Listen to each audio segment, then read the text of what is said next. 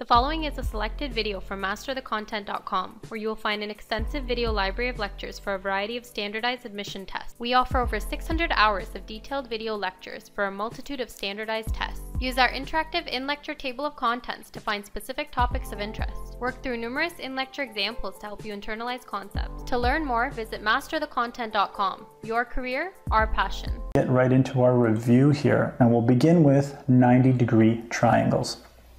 All right, opposite the right angle, right? Opposite the right angle here, that is always your hypotenuse. So that's what we see here, right? A, that's your hypotenuse. Now, angle theta, when you look at angle theta here, right? Opposite your angle, right? Whatever your angle is, the opposite side is going to be your opposite side, right? But if the angle is here, say our angle, this was the angle that we were interested in, right? If this was angle theta, then the opposite side to this, then this would have been our opposite side. Right? So with that said, we'll just leave angle theta where it is, and then now let's discuss the neighboring side. The neighboring side is called your adjacent side, and that is side B. Okay, great. Now, with 90-degree triangles, right? If you have two sides, right? Say we have side C and we have side B, well, you can find the third side using what is known as the Pythagorean Theorem, right? A squared equals B squared plus C squared, and we'll do multiple examples in the coming slides. Wonderful. Sometimes you may not have two sides, right? You may only have a side and an angle, right? So depending on the quantities you have, what you can also use is the sine, cosine, and the tangent ratios, right? And the common mnemonic for that is widely known as SOHCAHTOA. And another one that's commonly used is a sense of humor can always help to overcome awkwardness. Okay, great. So say we have sine theta, right? Sine theta is going to be equal to the ratio of the opposite side over the hypotenuse side. So in this scenario, it would be over the opposite side and the hypotenuse side, as we see here. Great. And one last point, if we recall, sum of all angles is going to equal 180 degrees. Wonderful. Let's move on now to our next slide.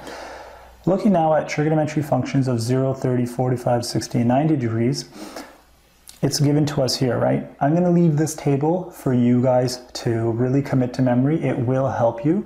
And past this, you're really not meant to know too much.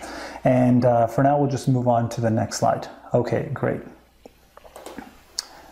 Now, how about triangles that are not 90 degrees, right? What we can use to find missing sides or quantities or angles, right, is we can use the cosine or the sine law. And in a few slides, we're going to be doing a few examples of this. So I'll leave it till then. Now, before we actually get into our this portion here, right, let me just talk here about angles that are equal to one another. Okay, great. Let me get my pointer here. There we are. Okay. So if we see here, we'll begin with these two angles here, right? These two angles here that are opposite to one another, right? From the transversal, right? That's the line going down the center. These are known as vertical angles. And these two angles here, they're going to be congruent or equal. Now, these two angles here, the alternate interior angles, right? They're also going to be congruent, right? They're also equal to one another. And lastly, these two angles here, the alternate exterior angles, they're also going to be equal to one another. So they're also congruent, right?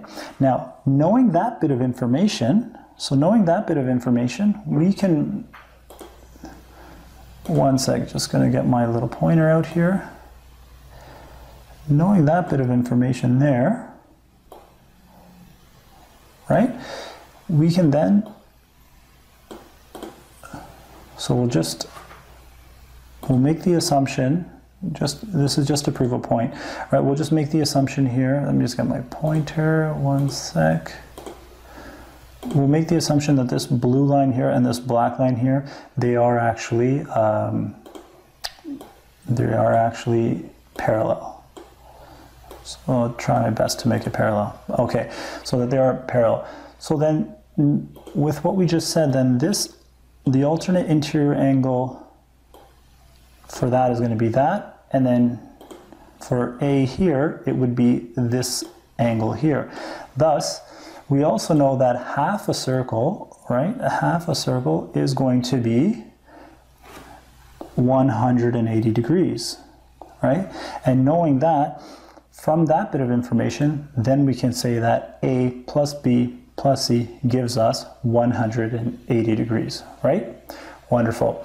Okay, so let's use all the information that we have now for geometry and trigonometry review, and now we'll do some vector addition and then we'll do some examples. Okay, great.